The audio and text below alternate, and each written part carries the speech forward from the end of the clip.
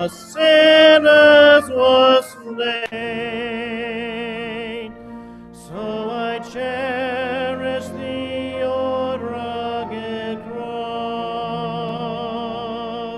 till my trophies at last I lay down. I will cling to the old rugged cross and exchange it someday for a crown. Oh, that old rugged cross, so despised by the world, as a wondrous attraction for me.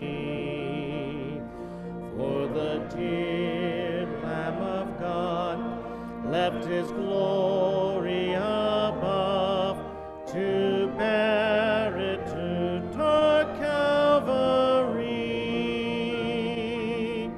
So I'll cherish the old rugged cross, till my trophies at last I lay down. I will cling to the old rugged cross and exchange it someday for a crown. This is one of those songs I know that as our congregation knows very well. We get to the chorus, we'll ask the instrumentalists to drop out, and we'll just sing that a cappella. To the old rugged cross I will ever be true, its shame and reproach gladly bear. Then he'll call me someday to my home far away, where his glory forever I'll share. So I'll cherish the old rugged cross, till my trophies at last I lay down. I will cling to the old rugged cross and exchange it someday for a crown. Amen. Please, if you would, be seated.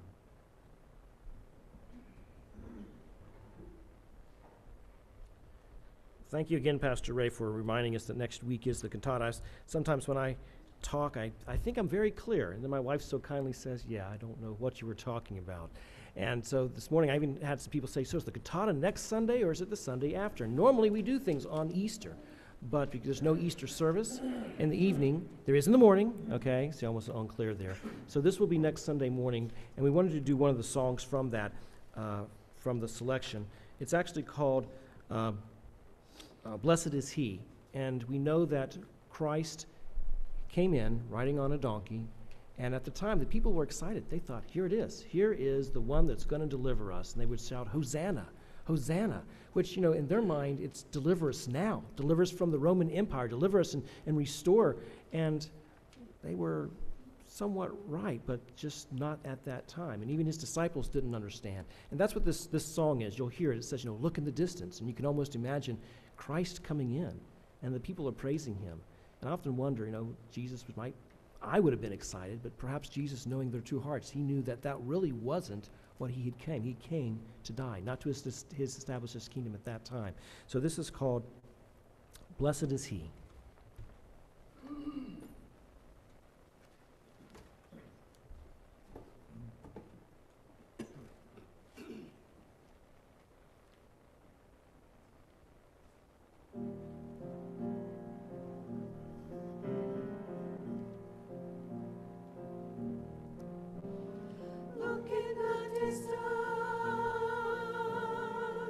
Can you see?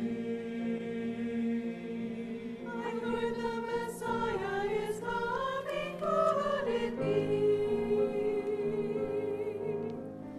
We have been praying.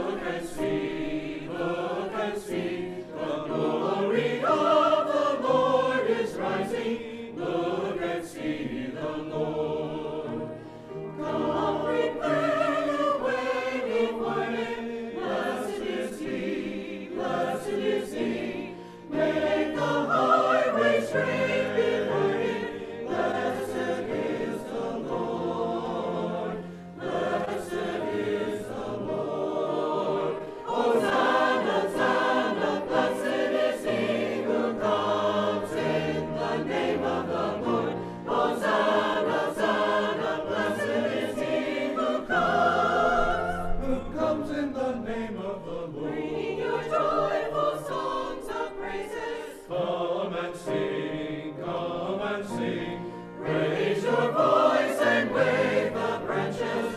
Come and sing to the Lord. Come and sing to the Lord. Hosanna, Hosanna, blessed is he who comes in the name of the Lord. Hosanna, Hosanna, blessed is he who comes. Come and praise the Lord. Praise the Lord. Hosanna, Hosanna, come and praise the Lord.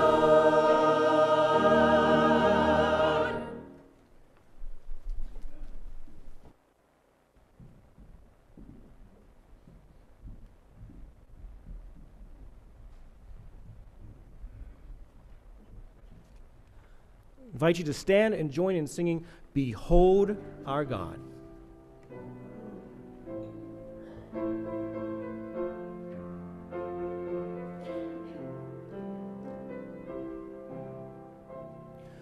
Who has held the oceans in his hand?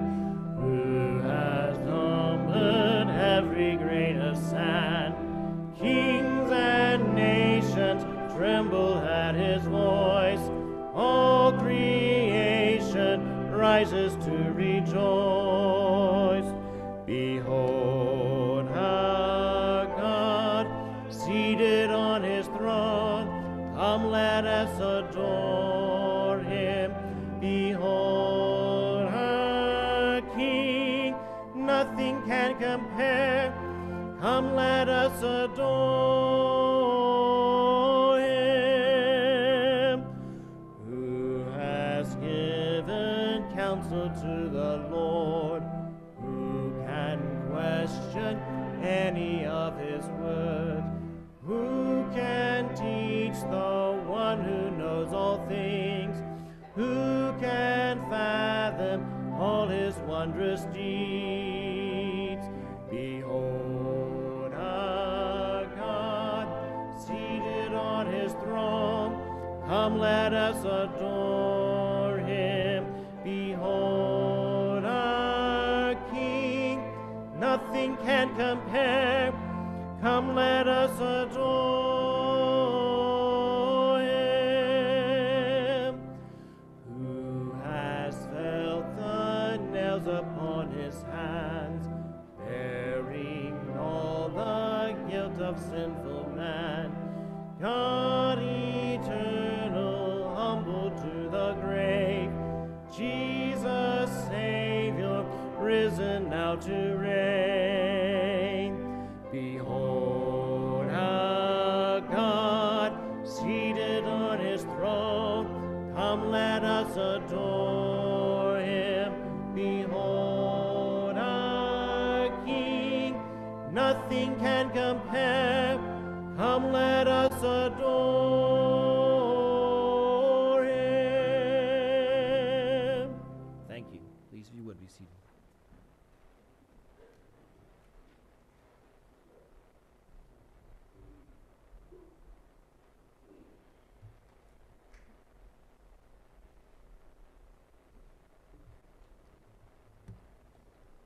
You have to forgive me. My mouth feels like I just walked into a desert.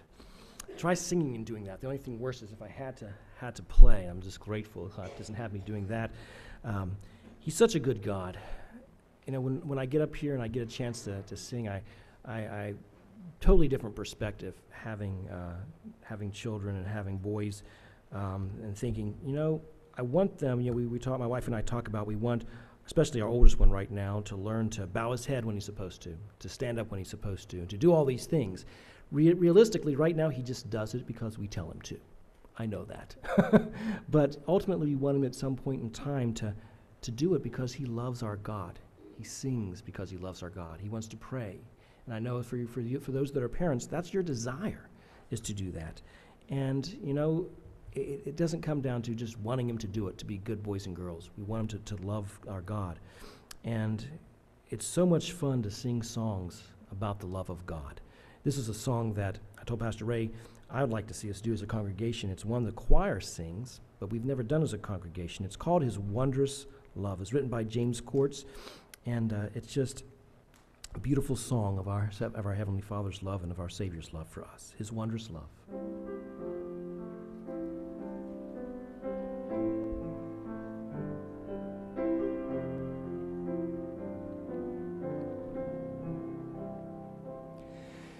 It was down at the feet of Jesus, oh, the blessed happy day, that my soul found peace in believing, and my sins were all washed away. Let me tell the old story of His grace so full and free. Let my heart keep giving Him the glory for His wondrous love to me, for His wondrous love to me. It was down at the feet of Jesus where I found such perfect rest, where the light first dawned on my spirit, and my soul was fully blessed. Let me tell the old story of His grace so full and free. Let my heart keep giving Him the glory for His wondrous love to me, for His wondrous love to me.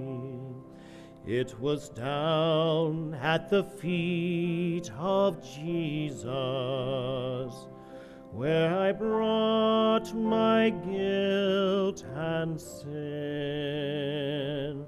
where He paid my debt and forgave me, for He died my soul to win.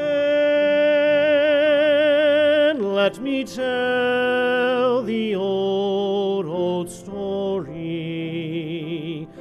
of His grace so full and free.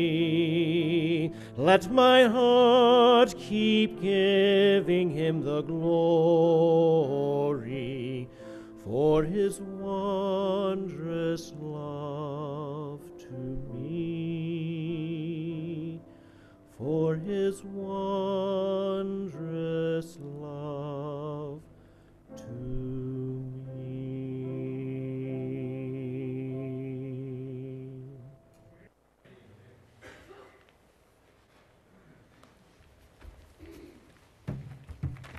All right, 1 Thessalonians Chapter 2. How many of you have somebody that you would consider, let's just say your father or your mother in the faith, one that has been instrumental in you coming to the Lord? I've asked this on a Wednesday night, but never on a Sunday night. Have somebody that you would consider, I know the Bible says that we don't call somebody our mother or father, but somebody that would be your spiritual mentor in the Lord. You have somebody like that. All right, let me ask the question conversely. How many of you have someone that you would consider your child in the faith? The Apostle Peter called John Mark his son in the faith. How many of you have somebody like that as well? All right? And that, let me tell you something. That is exciting in the Lord both ways.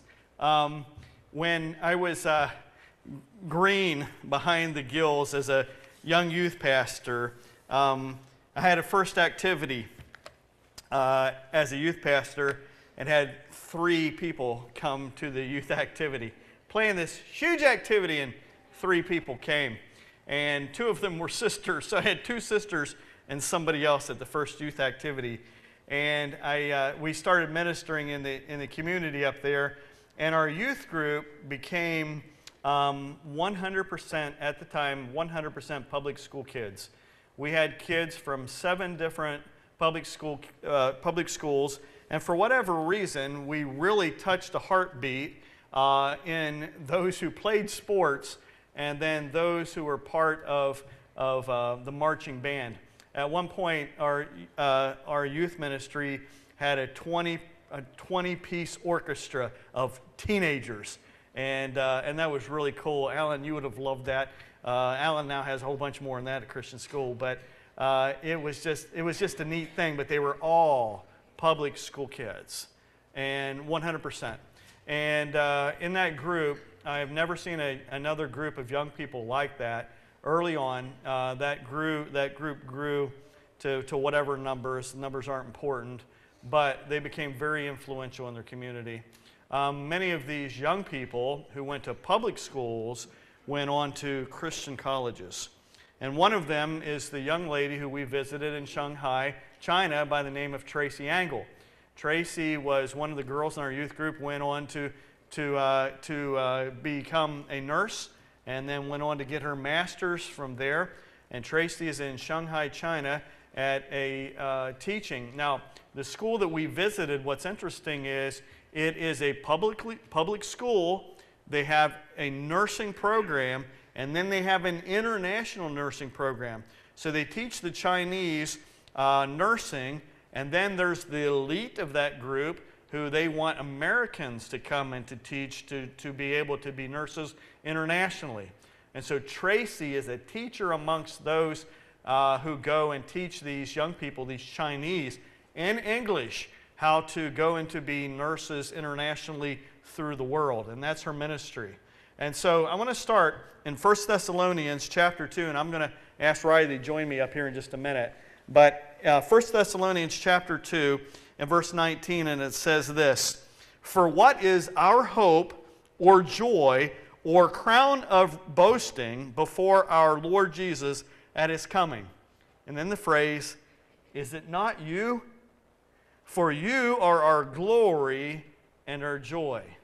Let me tell you this, lots of preachers talk about being beat up in ministry and how difficult ministry is, and at times ministry can be very difficult, but it's also a wonderful, joyful thing to jump on a plane and 16 and a half hours later be met at a plane stop, I'll call it that, by a young lady who used to be in your youth group as a teenager who's now serving the Lord as a missionary in a foreign country.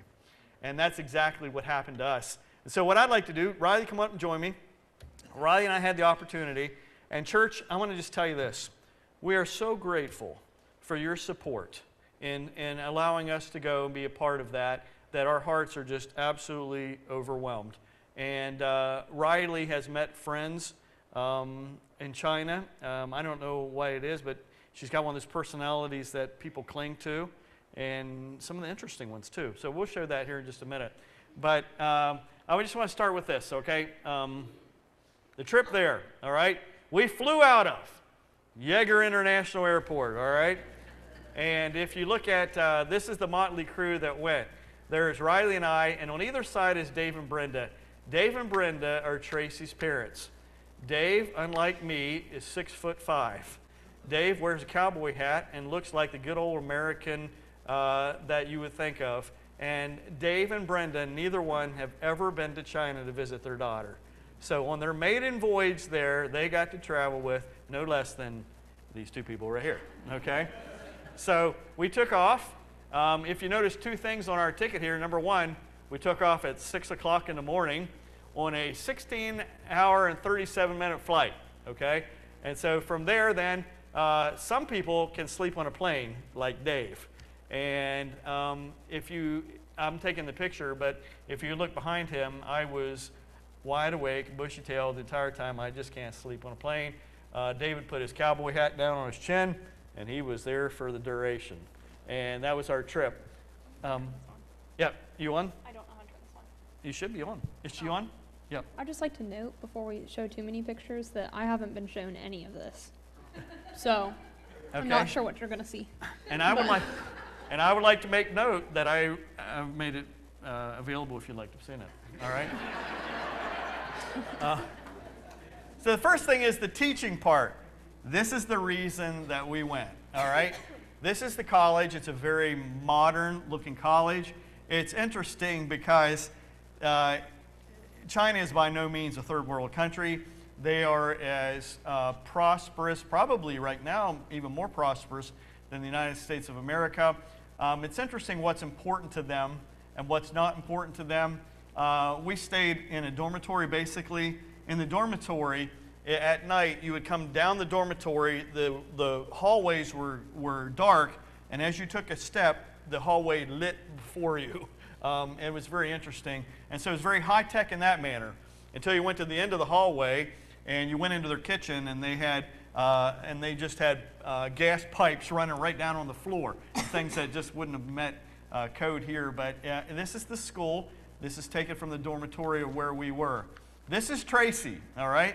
5'10", blonde-haired girl with red lipstick in a Chinese world, all right? And this is Tracy, and that's who we went to see. Beautiful young lady, soul just on fire for God. We just absolutely love Tracy. This is her and Riley at the Bund, which we'll talk about here in a little bit. And Riley, anything you want to say at this point about Tracy? All right, let's keep on. This is, I don't know what you call it, but this is her small group. This is where she is, this is where she is teaching these young ladies. I'll show you why. All right. Here's a little video of these girls. Oh, yeah. Oh, yeah. And she introduces us as her parents and her two friends, because she can't say her pastor. So guys, guess who this is? It's my family. This is my mom. And then she goes on to say Dad and then my two friends. Here she is. Tracy is teaching at this particular time. Notice a couple things. One thing is they still are that old traditional wearing those white caps that nurses used to here in the United States and in all white years ago. She is there teaching them how to make a sterile pack for surgery is what she's teaching them there. This is Sarah. This is another nurse that's there with her. That was one of her friends there as well. Here's Tracy in a class of about 75.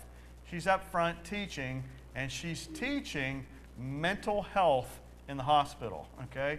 And it's interesting because in general, psychology, you would have been taught very differently. Here is she in a public classroom teaching them good mental health. And it's, again, a very high-tech, I think you can actually read that there. Yes, what is good mental health? She says defines stress there, and that's Tracy up there teaching in that classroom, which I don't think you had the opportunity to go to that classroom, did you? And it was just neat for me to having taught her the biblical principles, now watching her stand before a classroom and teaching those people. This is their church. Here's what's interesting. We stay in a dormitory. At one end of the hallway in the dormitory is a kitchen that they are allowed to use, cook their meals, and do so forth. And Tracy told me that the head of the nursing of the Chinese said, "You guys probably need another room, don't you?" He said, "You probably need another room to do something in." And this is the way they present it. He said, "We're going to give you a room so you can do other things. This room might be used for something that you may need to do on, let's say, Sunday." And he said, "So here's a room for you to do whatever you want to on Sunday." And basically, they can't tell them, here's a room for church, but that's exactly what he was saying to them. And that is where they, as the nursing group, meet and have their church. They have a little piano there and pulpit, and that's where they have their church at the end of the hallway. The second thing then is the city. This is what I call the odd part. Riley, I want you to chime in here for a minute. This is the subway. Understand this, that the population of New York City is about 7.5 million people. The population of Shanghai is 23 million people. The place is absolutely huge. Most nobody except the absolute upper echelon drive. And either you take a taxi, you take a bus, or you take the subway. And most of the time we went here by subway. Would you like to say something? I don't know if you know a whole lot about Ray Whitmer, but he likes personal space, and they don't have a lot of it there. They have no personal space whatsoever. And none. His patience ran very thin, many times.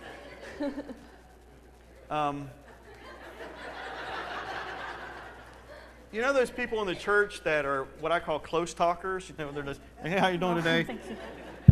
They're all that way. And I got on, the first time I got on this subway, and I got in, the door shut behind me, and I'm like, wow, this thing's packed. You can't get another soul on this bus. The doors open, and soon I was shoved into the middle of the bus. And yeah, the personal life space is zilch. If you're a personal life space person like me, it gets uncomfortable.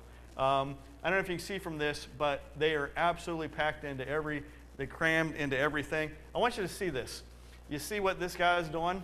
You see what this guy is doing? You see what this person's doing? You see what this guy is doing, what this guy is doing, what they're doing. Everybody on the subway, all the time, 100% of the time, were glued to their phones. Which is interesting to me because in China, there is no Facebook. Can you imagine that? There's no Facebook whatsoever. There is no Google. There is no YouTube. And anything that looks American or looks diplomatic in any way just doesn't exist there. So they have their own realm, but they are glued just like Americans to their phone all the time. Anything you want to say, Riley? The reason that they don't have a lot of websites that we have or a lot of social media that we have is because if like whoever runs or owns that particular website makes some sort of comment against Chinese leaders or against communism, they block the website immediately. And so sometimes it's just temporary. Like I know Tracy told us that they blocked Snapchat for like a couple months and then brought it back. But some of them are permanent. So a lot of them get a VPN, which just like basically lets them bypass that rule and lets them get on any website they want. But you can't do that unless you leave the country and get it somewhere else. So anyone who has not left China is not able to use any of those websites. But most people who have purchased a VPN to be able to do that. VPN basically, if you're on the internet, basically it looks like you're somewhere else. You're in the United States or somewhere else. And so they purchase those VPNs. This is the bus, exact same situation, packed to the gills in every way. This is into the city. This is right before we went into the temple. Riley, I fell asleep and they left me. And so I don't know what y'all are doing here, so I'm going to let you talk about what you're doing here. Okay, so we went to this, I forget what they call it. I think they called it a water town, but it basically had a canal running through the middle of it. So it's like Chinese Venice, but not even close. So we rode on this little boat through the canal, and it was like the most disgusting thing in the world. And there was a sign on their post, like where you went to purchase a boat ticket, that said maximum 5 people. And you can't see all the people that are on that, but there were 13. And we were rocking back and forth the whole time in water that you can just see trash like all over the place floating by. And so we were making a game plan for how we were going to do that if it were to tip. But that's basically it for that. Okay. And that's the canal right there that they were traveling through. Looks prettier from a distance. This is in the, what side of town did they call this? What did they call this? This is the more traditional side of town where you would go and just see things that looked more Chinese than looked old line Chinese than looked modern. That's 2 different pictures there. This is the same thing. Here's their military. For whatever reason, when we were in the city, they came marching by us and went on their way. And that's the military that they're traveling through there. This is the modern city. This is what Shanghai looks like here. We are downtown Shanghai, and this is the skyline, and we're headed up that one right there. And that's just a little video clip of the downtown, and we actually go up in there. On the right side there, that's called the Pearl.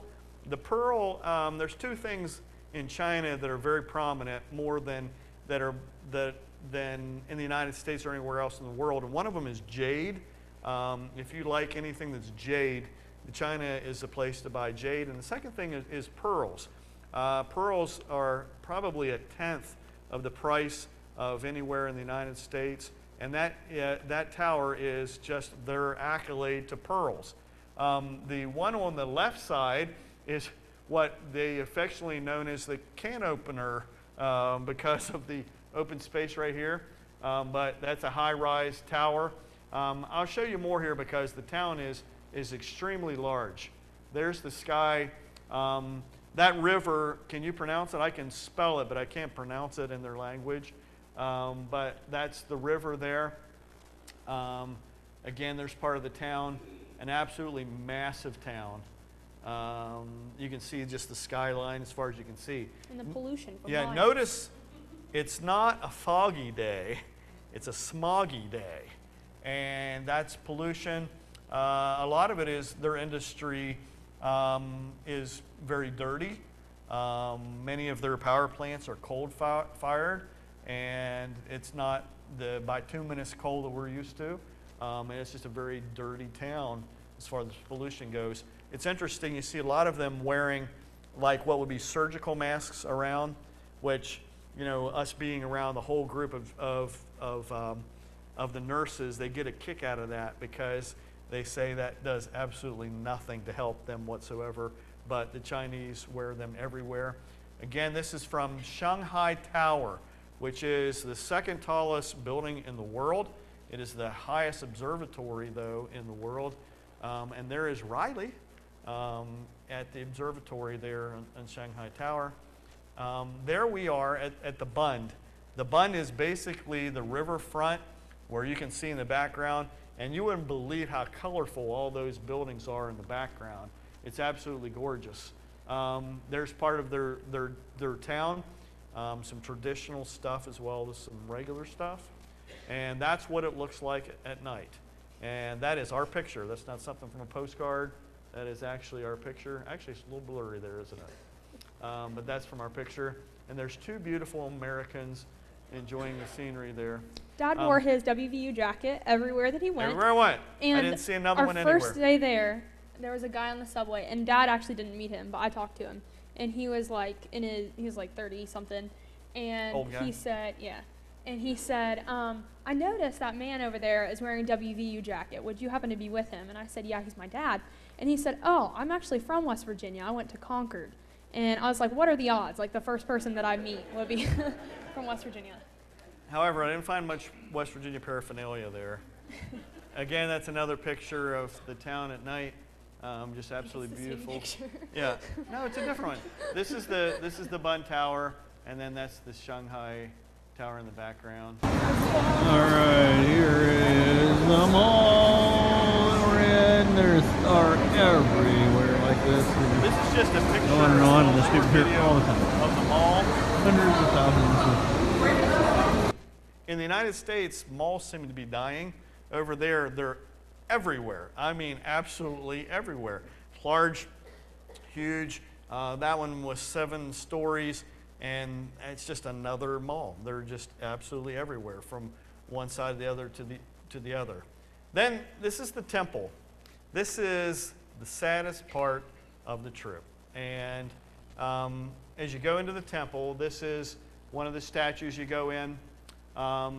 This tower, which Riley will probably talk about here, but this tower right here, if you notice these people that are standing here, basically, and I'll get a better shot of that tower, but what they basically do is they throw coins into this tower, and the higher you get in that tower, the quicker the blessing or the faster your prayers are answered. As they throw coinage to that tower. I'm going to show you a few of them. I didn't get permission to record these, but I did.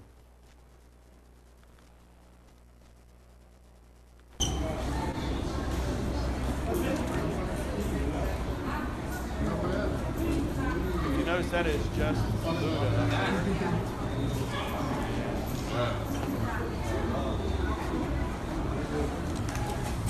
There's hundreds, I don't know about hundreds, but dozens of these little places that they can just go in and offer worship. I think this is another clip.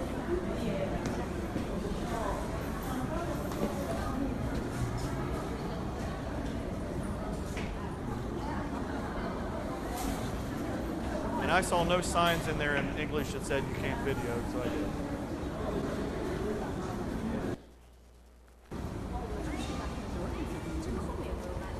There's the Great Blue Mountain. That's probably made of solid brass, isn't it? I later found out that is 37 tons of silver. Well, it's solid, yeah, but I mean, It's a silver Buddha right there.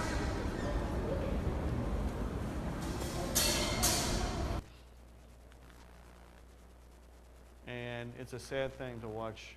That's the tower there. I want to show you a little video clip because I did a little bit of something different here.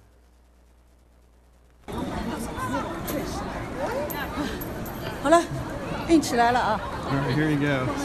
They throw into this big thing, and the higher you get it, the bigger blessings you get. And so, there they go, throw them up there. Oh, faster, higher you get, faster prayers get answered. Closer to God. And you know, in the Whitmer, here's my lot from it.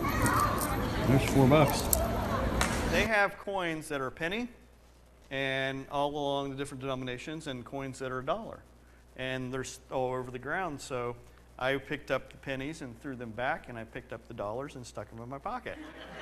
You know, the Bible talks about eating meat that was offered to idols, and Dad pretty much just took money that was offered to idols. I did. I paid for my entry fee, for sure. Then what I consider the orphanage is the best part. This is a sister work of the nurses that we were there. Matter of fact, it is run by some of those nurses that are over there. And if there's anything that touched my heart while we were there, that was the orphanage. I'm going to skip over that name very quickly, just so I don't jeopardize anybody's safe good. Notice the two young men right here. Every person, every little child that's in this orphanage has some physical calamity, something that is physically wrong. Up until recently here in China, you were only allowed to have one child. And so if you had a child that was born with a calamity, and even sometimes if you had a girl, just because they wanted the name to continue, that they would put off the child. Both of these young men right here were left in the alleyway by their parents. And one of the boy on the left there has Down syndrome, and I'm not sure the situation of the boy on the right-hand side, but medically they've put over $100,000 in that little boy on the right-hand side. Can you go back to that picture? Yeah. Though I think it's a different one that they put a lot of money into the surgeries for than the one on the right. But the one on the right was like not much taller than Gwen is.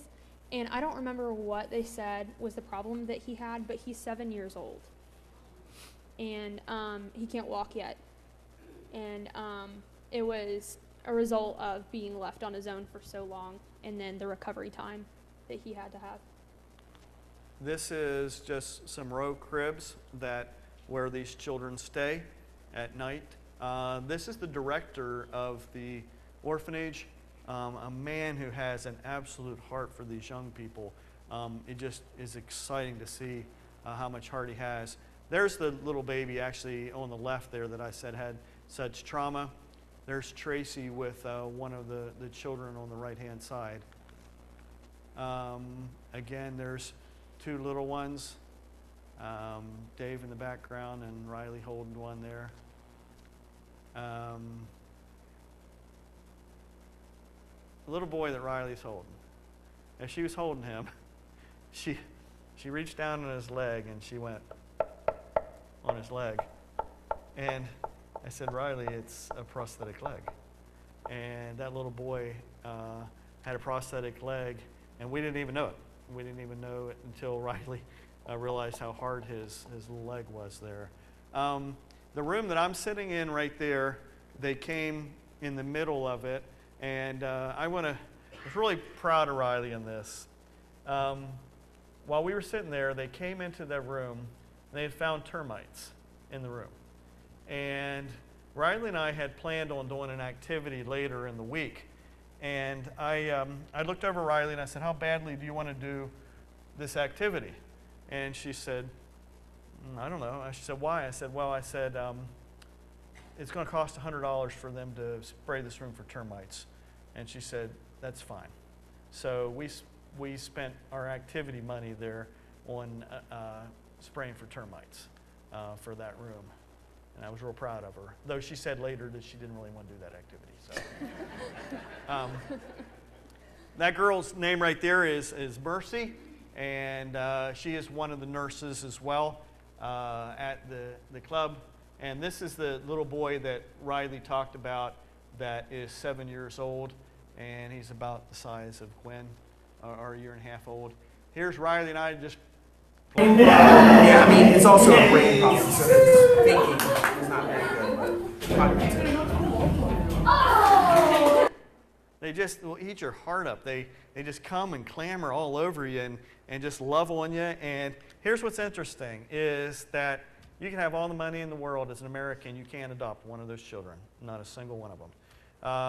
As a Chinese person, you might be able to. However, they will not let those children be adopted to anybody outside the country, because in doing so, the Chinese would admit they have a problem, and they have no problem. Okay. I think there are a select number that could be adopted internationally, but it was the ones that didn't have a series of defects, like the ones with just like a cleft palate. Right. But I think they said it costs around $45,000 for an American to do that. And it has to be one that doesn't have the difficulties that are greatly known. This is my favorite picture of all the trip. This is the young man with the prosthetic leg that Riley's holding, and he's got Dave's cowboy hat on. The guy that we were with, Dave, he wore a cowboy hat everywhere. And the little boy, as I was holding him, his name was Yu Chung. And as I was holding him, he reached like he was going for his hat, so Dave handed it to him. And he posed immediately. He just put his hand right there, like he was ready for a picture. And he spoke a little bit of English because he spoke primarily Chinese, but a little bit of English because the owners of the orphanage speak English to him. And he wanted me to read, and he could tell, he was super smart, and he could tell that I was an English speaker. And so he said, read book, and he handed me this book, and I was fully prepared to start reading a book to him. So he hands me this Thomas the Train book, and it was in Chinese. And I was like, oh, I don't know what to do. I don't know what to do for you here. Well, I had no problem with that because I just made it up. So. But he asked me for my name, and I said, my name is Riley. And then he points to himself, and he goes, my name is Riley. And I was like, well, close enough. The next thing is the food. And Riley did a lot better in the food part than I did. If you go to McDonald's and you want a Big Mac, there's what you get, okay? You get some kind of sausagey thing with some kind of saucy thing with a couple burgers on top. That's probably about the most American thing you can possibly order in China, right there. This is us at the first meal that we had. This is Tracy here, and this is Kobe. Those are two nurses that are there, Dave and Brenda.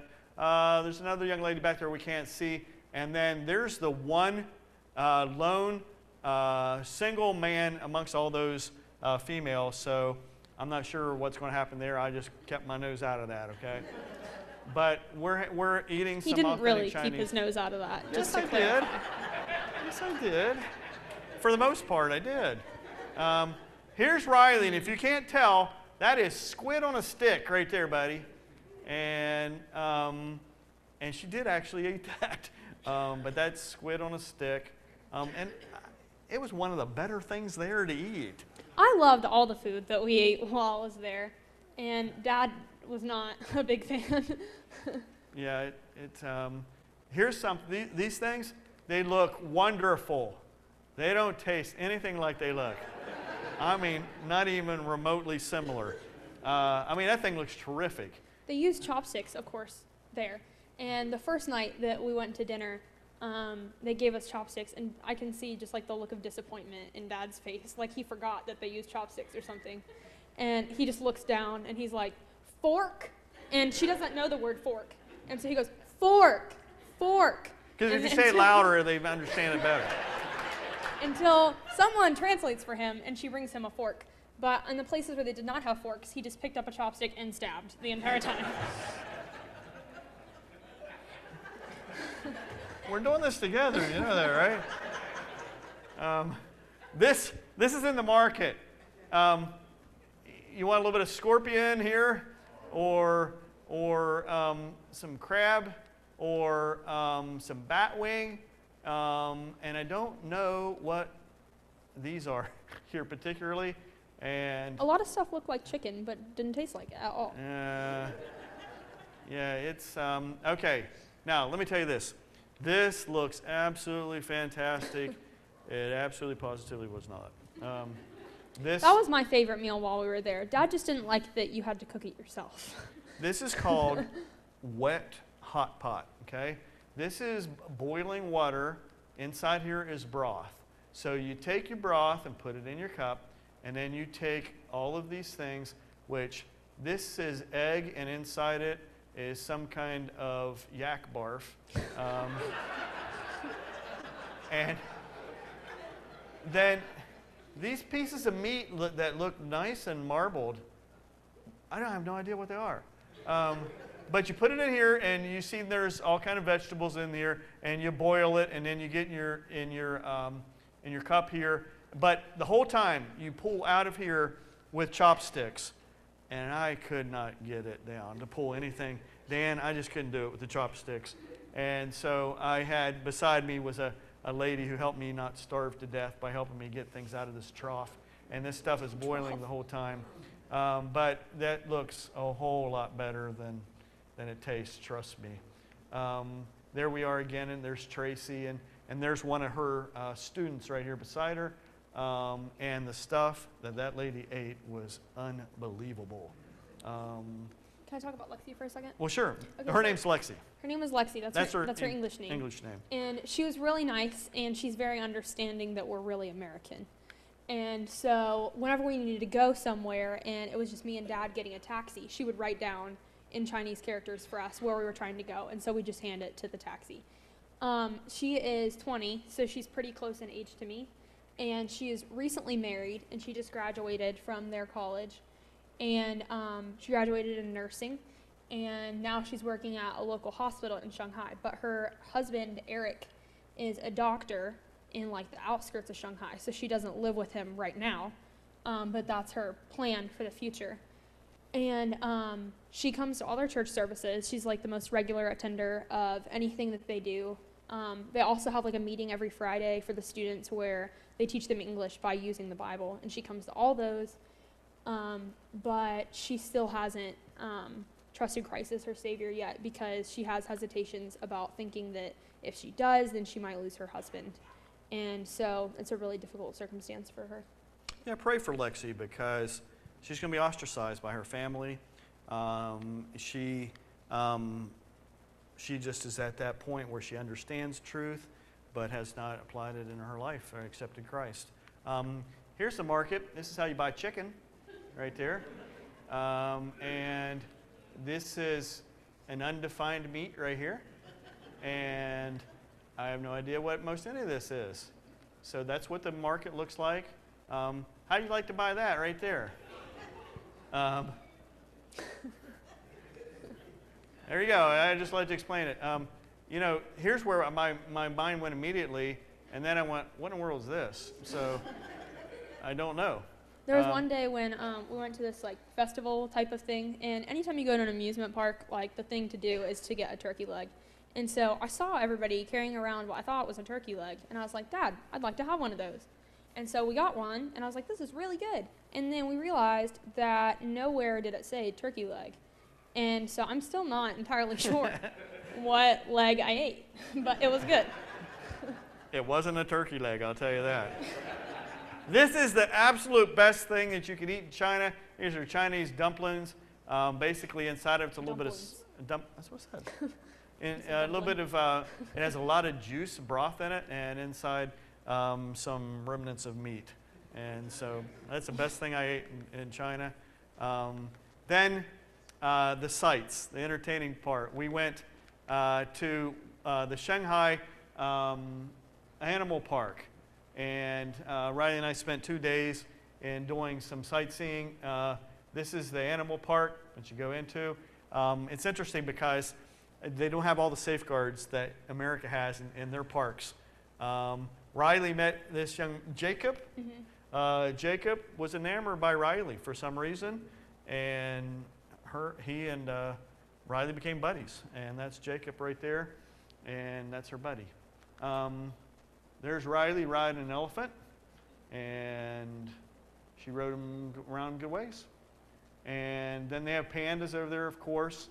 They just sat and ate bamboo. Oh, the life, just to sit and eat bamboo. And Dad watched them for a whole hour. I did. I just sat there and watched them eat. I thought, man, that looks good.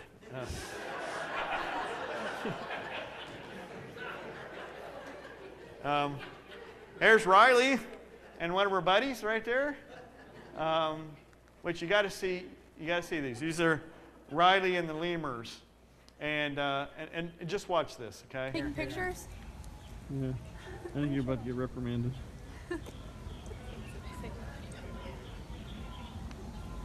Riley with lemurs. He's clear. He's clear on your back now. It's the whole thing.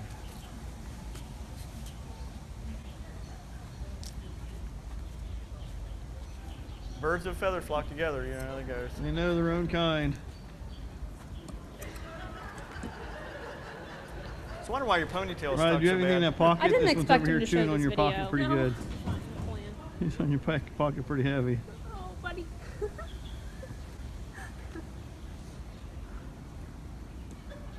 Ah.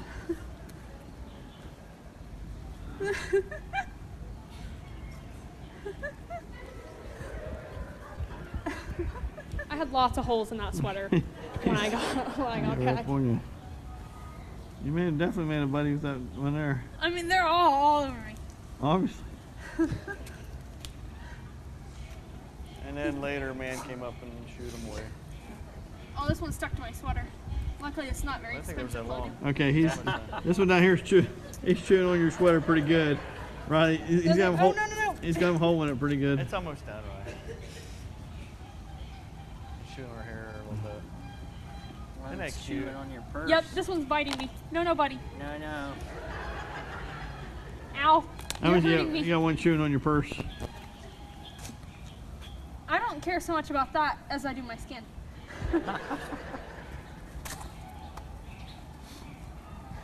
All right. Then we got to go to Shanghai Disney Resort. This is not our picture. Ow. No.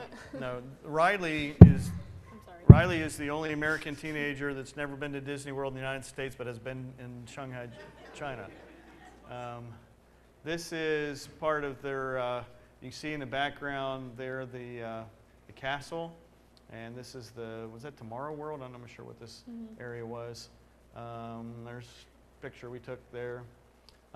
Again, another friend that Riley made while she was there. You want to tell anything about that young lady?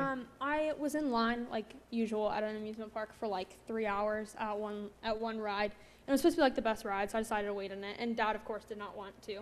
So he went off and did who knows what by himself. And I met her in the line next to me because there were these 2 Chinese kids behind us who would hop up on the railings and just grab onto my shoulders. I'd never talked to them, never met them in my life, and they just felt the need to touch me. And so their parents did not speak English. They didn't speak English. And so I looked over to this girl who was around my age. I think she was 19. And I said, "Do you speak English?" And she said, "Yes, I do." And I said, do you know how to tell those kids to stop? And she was like, yes, they're driving me crazy. So anyway, she like told them to go away or whatever. And she started talking to me. And so I ended up talking to her for about 2 hours until we got on the ride. And she was like so scared to get on this ride. And everyone was so scared, but it was like nothing. And they don't have like many big rides, I guess. So, but anyway, her name was Yua, Y-U-A. And I asked for her English name too. And she told me it was Elena. And I was like, I've never heard that English name, but okay. Probably Elaine is probably what she's And thinking. yeah, it was probably Elena or something. But anyway, I started talking to her. She was a college student, and she actually taught English, which it was funny because she knew like better English than pretty much anyone that I met there. But there were still little things that like didn't quite translate well that she had been taught. Like she didn't know the word rides, and we were at an amusement park, so I was talking to her about the rides. And she called them games. So she asked me if I wanted to play more games with her. And I was like, I don't really know what you're talking about. So that was, there were some difficult things. But she had actually never, she'd only met a few Americans, and she had never met a Christian before. And she told me she just didn't believe anything at all, and that it was not common for younger people to even be Buddhist, unless it had been something that was carried by your like grandparents down, that you probably just didn't believe anything at all. So a lot of people haven't heard of anything at all other than Buddhism. I met a friend there too. This is my friend. And I don't know what was funnier, the Chinese Darth Vader or the Chinese Black Panther. That was interesting. And the Chinese Tarzan too. That was interesting. Here we are exiting the park that day. Riley posing again, and Riley posing in front of the castle. So that's our trip. And thank you for Twin City Bible Church. I wish that we would have more of the opportunity of ministering specifically to the people. But unless you go over there and a visa and have the opportunity to do as they do, we did not have that much opportunity. But we did have a lot of opportunity to minister to the actual missionaries themselves. And we had a beautiful time, a wonderful time. And thank you for sending us and allowing us to go. Any questions? Danny? Yes. Could you openly pray over your food? We did. Yeah, we did. I can't imagine them stopping us from doing so. Now, if we tried to interact and cost somebody else, that'd been a problem. Yes.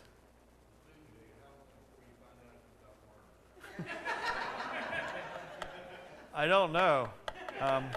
Maybe you can help me with that. Fred? The tower that they were throwing the coins up in, Yes. did you consider setting up a concession stand and selling slingshots to them? That'd been a good idea. Here, Fred said we could send slingshots to them. It's a very different, yes.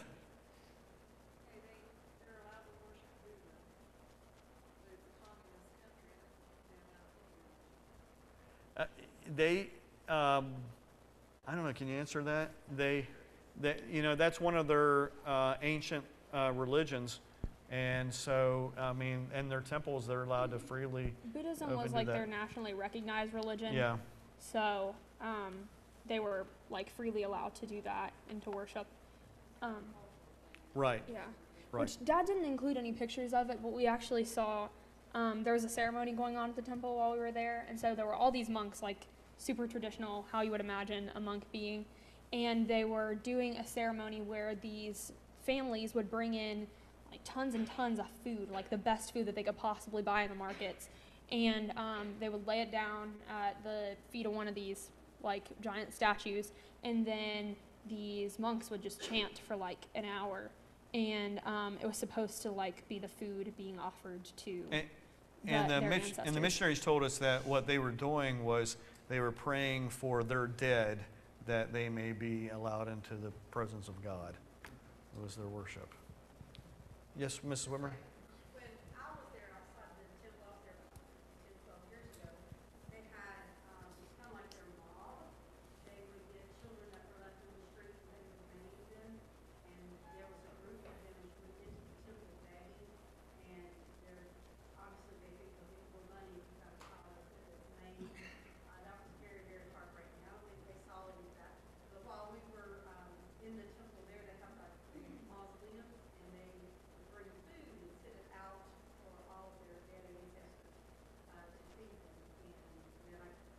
And the monks fed on that later. Yeah, we saw that too. Jody? The kids that were in the orphanage, were they there because the Chinese parents gave up their special needs children, or were they actually orphans? They were abandoned. Yeah. So what happens to them when they get older? Do they release them out into society since they consider them to be undesirable? They had never had. I asked the guy who ran the orphanage, the American guy, and they have never had that problem. So that's kind of awesome to me that, you know, they take in all these kids, but they've never had the problem of a kid growing up without being adopted. So They just can't come to, by the grace of God, they just can't come to America or to, you know, some foreign land because they'd be admitting. And the guy who ran the orphanage, him and his wife themselves had adopted a They're boy phenomenal from the people. orphanage. And he had like a cleft palate issue that they had resolved. And the orphanage is able to pay through all donation for all the kids' surgeries. So by the time they're adopted, they've already had all the necessary surgeries. So they pretty much don't have any like physical defects other than the kids that had Down syndrome. But they have had several kids die just because of their physical calamities. But the guy who ran the orphanage had adopted one of the little boys, and they had sold their house in America to be able to adopt him, so they can't come back unless they stay with someone. Anybody else? We don't want to make this too long here tonight. We just thoroughly were impressed by the missionaries just absolutely have given their life over to this work. And that's really the only way you can minister in a country like that. Debbie?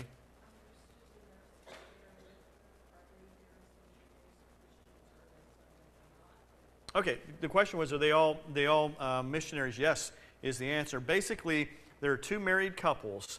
They have children that are there. The two married couples have children, and then the rest of them are singles. And the one married man is over the entire ministry or the entire international nursing program. And they give them lots of leeway. They didn't mention it first, but the whole mission started over there from Bund University. And I Oh, don't that's know true. if they moved the pedestal still to the new school, but when I was there, they were in the old school. And it's kind of shocking, you walk up the steps in communist China into the school. It says Bob Jones University. University Press there. But what happened is because their nursing is not, they don't get the training like our nurses here in China, subpar. So they wanted to increase, the second University of Shanghai wanted to increase their nursing skills. So someone from Bob Jones or Connected had been over there, and they set it up. Mary Lamb. They go through school here, then they can come to Bob Jones and get a completed degree. I mean, pay. They can complete a degree. Bob Jones will help them get their visas and get over there. And so that way, that gives us the missionary. That's why the president of the university gave them a church. He didn't call it a church, but gave them a building. It's amazing how God, even though they're not open for missions, Yeah. Yeah, God's sovereign in all that. It's just really neat to watch. Yes. The pictures you showed us, as you said, very first world, were there areas you weren't allowed to go to or didn't go to that weren't desirable? Did you feel safe walking around? I went to some of those. The girls didn't. But there are, you get out of the beaten path. Actually, Riley was out of the beaten path with that group there. But there are areas that you feel very uncomfortable as you would in New York City. There are those areas for sure. But we did not normally. Matter of fact, they encouraged us not to do so. I wanted to go I just went with. I jumped on the back of a scooter of a local and went to see some of it. I didn't know what you were doing during that time. Yes. What about the weather? You know, right now it is the exact same time of year for them. And so, matter of fact, it was colder when we came back here than when we were there. But it was probably low 40s most of the time there, is about where it hovered about the entire time we were there. Shanghai seems to be a little rainy, though it wasn't very rainy for us. We got a little bit of rain, but not much. Yes? When we were over Israel, they were more tickled. Yeah, they just got back too. There's a lot were decided that you would ask them about their beliefs. What about the people over there? Well, the problem with that is I couldn't communicate with them, because I don't know any Chinese. So they're the nurses that all have some knowledge of Chinese have a lot of relationship with those people. And if any of the people in English asked us, matter of fact, that one young lady did, we were allowed to tell any of our beliefs. We just weren't allowed to, we wouldn't be allowed to hand anybody any literature or anything like that. But if somebody asked us and we knew the language, we could respond about our beliefs, yes. So, Douglas? In the church that they go to, where I guess weekly, how many people go there? And we hear a lot about China being a country where a lot of people are turning to Christianity, which is tremendous. Is that the same thing there in Shanghai, or is that? In the education, what they have all access to is everybody in education.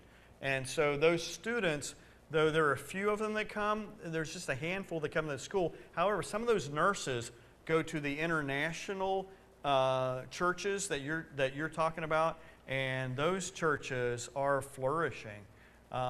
Beth, the one nurse that was with us there, she did not attend the church service with the missionaries. She went to an international, and at that international church, but the problem that I see with those is it's more a desire to see the English American Christianity more than it is conversion to Christ. You know what I'm saying? That's a little bit of my concern there, is some of that is just because they're enamored by the American way. And those international churches are popping up all over the place over there. But I don't know, the one that Beth goes to, they preach the gospel, but I don't know why, I don't know what their desire is to attend. I mean, I can't question that. The one that we had, the little thing that I showed there, they rotate amongst the men in their church service there is what they do. And it was enjoyable. Enjoyed it. Anybody else? We got to keep you guys, get out of here. All right, let's stand and we'll close in prayer here. Thank you, Riley. Throw me under the bus and all that. Again, we just want to tell you how much we appreciate the opportunity. It is an absolutely different culture than anything we've ever seen before. And, we're so used to being free to just share our faith all the time. And when you have to worry about everything that's being listened to and whatever else, even the missionaries, when they email, they talk about their father or they talk about their family, talking about the church. They don't, because the Chinese are monitoring their emails and all that all the time. And so that's one reason I kind of skipped over very quickly the name of the orphanage, because I don't want to put anybody in jeopardy. All right, let's pray. Father, thank you that we can freely worship you. And yet, Lord, sometimes we don't. Father, thank you for these folks that have given their life to the Chinese, Lord, understanding that they're sharing the gospel of Jesus Christ with them. Lord, I pray that you bless them this day. And, Lord, encourage them in the things of the Lord. And we'll praise you in Jesus' name. Amen. Thank you, guys.